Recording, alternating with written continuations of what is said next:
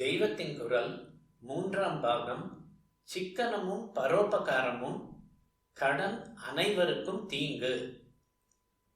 சிக்கனம் தன் சேமிப்புக்காக அல்ல, பரோபகாரத்துக்காகவே என்பது போலவே கடன் வாங்காமல் இருப்பதும் தன் நன்மையை கருதி மட்டும் இல்லாமல் பரோபகார உத்தேசத்தின் மீதே இருக்க வேண்டும். கடன் பட்டுவிட்டால் அதை அடைப்பதற்கே பாடுபடுவது, ஒரு கடன் அடைந்த பிறகு ஏற்கனவே கடன் வாங்கின பழக்கத்தில் மறுபடி கடனுக்கு போவது என்றுதான் அனர்த்தமாக போய்கொண்டிருக்கும். இப்படி தனக்கே இல்லாத நிலையை உண்டாக்கி கொண்டால் பிறருக்கு எப்படி செய்வது? ஆச்சாரியால் பிரஷ்னோத்தர ரத்னமாலிகா என்று கேள்வியும் பதிலுமாக ஒரு புஸ்தகம் எழுதியிருக்கிறார். அதிலே ஒரு கேள்வி, உலகத்தில் தீட்டாக ஆவது எது என்பது. கிமிஹ ஆஷௌச்சம் பவேத். சுச்சி என்றால் சுத்தம், அசுச்சி என்றால் அசுத்தம், அசுச்சியுள்ளது ஆஷௌச்சம். தேவ காரியங்களுக்கு உதவாதபடி ஆக்குகிற சாவு தீட்டு, பிரசவத்தீட்டு முதலானவற்றையே சாஸ்திரங்களில் ஆஷௌச்சம் என்று சொல்லி இருக்கிறது. இங்கே சிஷ்யன் ஆஷௌச்சம் எது என்று கேட்பதாகவும் அதற்கு குரு பதில் சொல்வதாகவும் ஆச்சாரியால் சொல்கிறார். அந்த பதில் என்ன? ரிணம் நிருணாம். நிருணாம் என்றால் மனுஷியனுக்கு, மனுஷியனாக பிறந்த எல்லாருக்கும் என்று அர்த்தம். ரிணம் என்றால் கடன். மனுஷிய ஜென்மா எடுத்தவனுக்கு பெரிய தீட்டு கடன் படுவதுதான் என்று ஆச்சாரியால் சொல்கிறார். ஏன் அப்படி சொல்கிறார்? தீட்டு வந்தால் என்ன பண்ணுகிறோம்? இந்த காலத்தில் ஒன்றும் பண்ணுவதில்லை. தீட்டாவது தொடக்காவது எல்லாம் சூப்பர்ஸ்டிஷன் என்று ஆலய சன்னிதானம் உள்பட எல்லா இடத்திலும் ஆஷௌச்சங்களை கலந்து கொண்டு இருக்கிறோம். பலனாகத்தான் துர்பிக்ஷம், நூத்தன வியாதிகள், மகாக்ஷேத்திரங்களிலேயே விபத்துக்கள் என்று ஏற்பட்டு கொண்டிருக்கின்றன. ஆகையால் 50 வருஷத்துக்கு முன் வரை இருந்த நடைமுறையை வைத்தே ஆச்சாரியால் எழுதினதற்கு அர்த்தம் சொல்கிறேன். 2000 வருஷம் முந்தி அவர் இருந்த போதும் அவருக்கும் எத்தனையோ 1000 வருஷம் முந்தியும் இதே ஆச்சார ஆஷௌச்சங்கள் தானே அனுஷ்டானத்தில் இருந்திருக்கின்றன. ஒருத்தனுக்கு தீட்டு சம்பவித்து விட்டால் அந்த நாளில் என்ன பண்ணுவார்கள்? மற்றவர்கள் அவன் கிட்டேயே வரமாட்டார்கள். மேலே பட்டுவிடப் போகிறான் என்று தள்ளியே போவார்கள். கடனாளியாக இருக்கிறவனை கண்டும் பயந்து எங்கே நம்மை கேட்டு விடுவானோ என்று மற்றவர்கள் ஒதுங்கித்தானே ஓடுகிறார்கள். இவனும் கடன் கொடுத்தவன் எங்கே எதிர்பட்டு விடுவானோ என்று பயந்து கொண்டு ஜன சமூகத்தின் கண்ணில் படாமல் ஒளிந்து கொண்டுதான் போவான். தலையில் துணியை போட்டுக்கொண்டு போவது என்பார்கள்.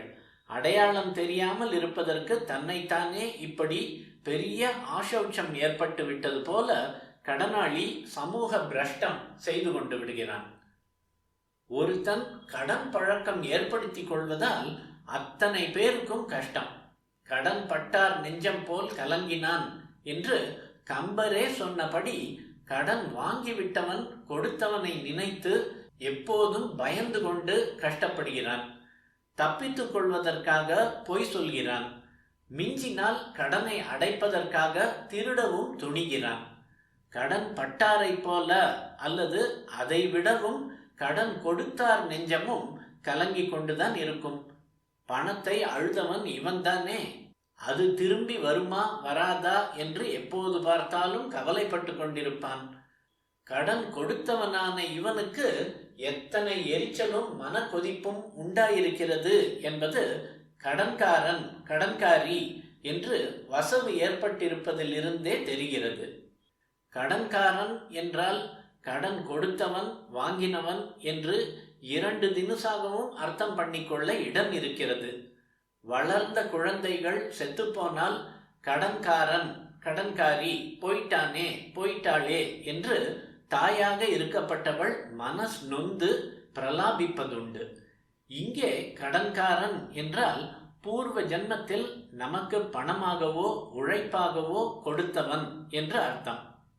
அப்படி கொடுத்ததை கடனை திருப்பி வாங்கிக் கொள்கிற மாதிரி வாங்கிக் கொள்ளவே இப்போது பிள்ளையாக பிறக்கிறான்.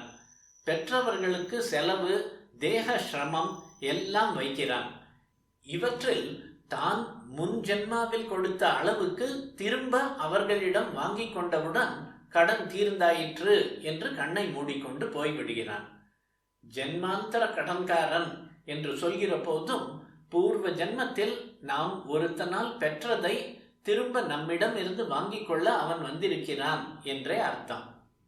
ஒருத்தன் கடன் படுவதனால் கடன் படுகிறவன் மட்டும் இல்லாமல் கடன் தருகிறவனும் கஷ்டத்துக்கு ஆளாகிறான் என்று சொல்ல வந்தேன்.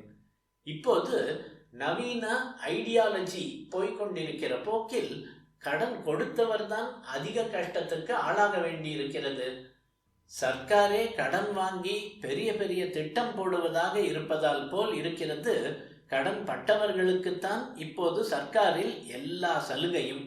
வெளி தேசங்களில் உள்ள லக்ஸரிகள் தான் இப்போது நம் சர்க்காருக்கு டார்கெட், குறிக்கோள். வாஸ்தவத்தில் தேசத்தில் திருப்தியும் ஆத்தியாத்மிகமான அபிவிருத்தியும் ஏற்பட வேண்டுமானால், ஜனங்களுக்கு இடையில் பொறாமையும் போட்டிகளும் போக வேண்டுமானால், வாழ்க்கை தரம் என்று சொல்வதை குறைப்பதற்குத்தான் திட்டம் போட வேண்டும். ஆனால் வாழ்க்கை தரத்தை மேல் நாடுகளின் தரத்துக்கு உயர்த்தியே தீர வேண்டும் என்று தீர்மானம் செய்து கொண்டு வேண்டாத வஸ்துக்களை அத்தியாவசிய தேவையாக ஆக்குவதற்கே சர்க்கார் திட்டம் திட்டம் என்று ஓயாமல் போட்டுக்கொண்டிருக்கிறது.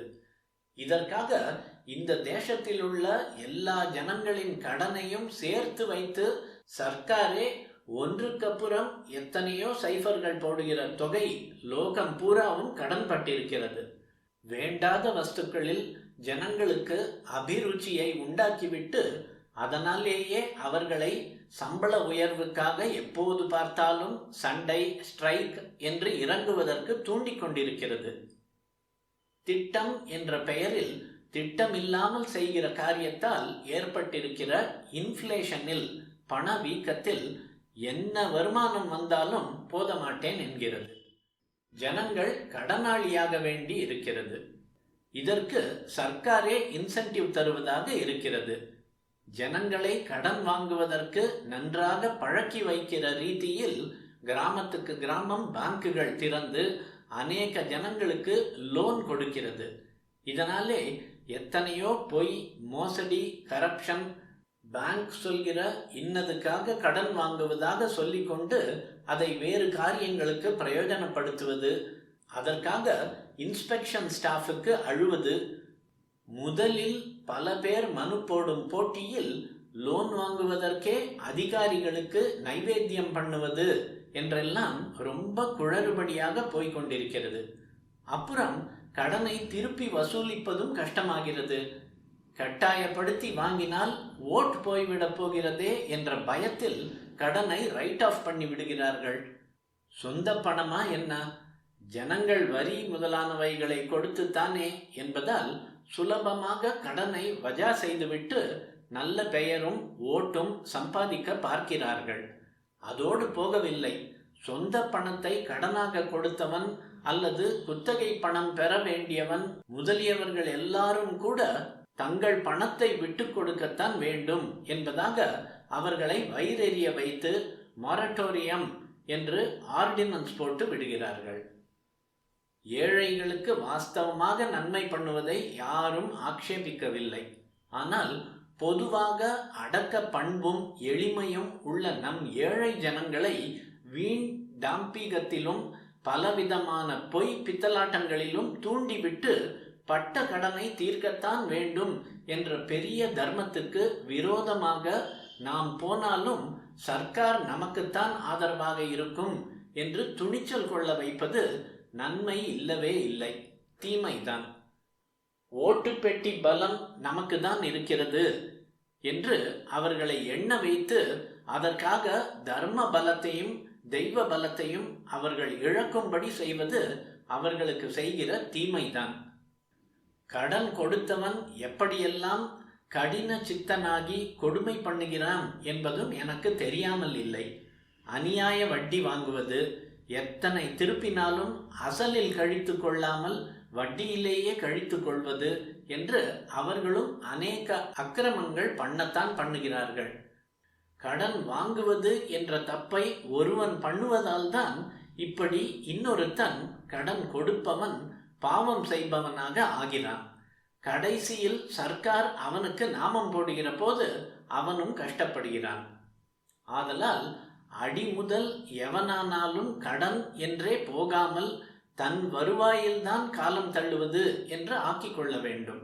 கடன் கஸ்தியால் தான் அநேகர் திருடர்களாவது, போலி சந்நியாசிகளாகி ஊரை ஏமாற்றுவது, மானஸ்தர்கள் பலர் குடும்பத்தோடு பிராணஹானி பண்ணிக்கொள்வதாகவும் அவ்வப்போது பேப்பரில் பார்க்கும் போது மனஸ் வேதனைப்படுகிறது.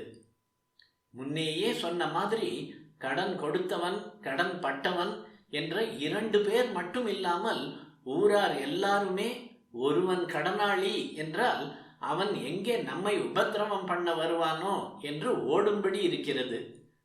கடன் பழக்கத்தினால் இப்படி லோகம் முழுக்க சிரமங்கள் ஏற்படுவதால் தான் இந்த லோகத்திலேயே அதுதான் பெரிய தீட்டு என்று ஆச்சாரியால் தீர்ப்பு பண்ணிவிட்டார். பரோபகாரம் என்பதை சொல்லும் போது உபகாரம் பண்ணாவிட்டாலும் பர அபகாரம் எப்படி எப்படி பண்ணாமல் இருக்க வேண்டும் என்றும் சொல்ல வேண்டும் அல்லவா? 10 கமாண்ட்மெண்ட்ஸ், கிறிஸ்தவர்களின் 10 கட்டளைகள் கூட எல்லாமே நெகட்டிவாகத்தானே இன்னின்னவற்றை செய்ய வேண்டும் என்பதற்கு பதில் கூடாது என்பதாகத்தானே இருக்கின்றன. வைதிகமான சாமானிய தர்மங்களிலுள்ள அஸ்தேயம் திருடாமை, யோக சாஸ்திரத்தில் உள்ள அபரிக்கிரகம் பொருள் சேர்த்து கொள்ளாமை என்பதாக நெகட்டிவாக உள்ள 2மே பரோபகாரத்துக்கு அங்கம்தான். இந்த 2ஐயும் பின்பற்றினால் கருமித்தனம், ஊதாரித்தனம், கடன் வாங்குவது எல்லாமே போய்விடும்.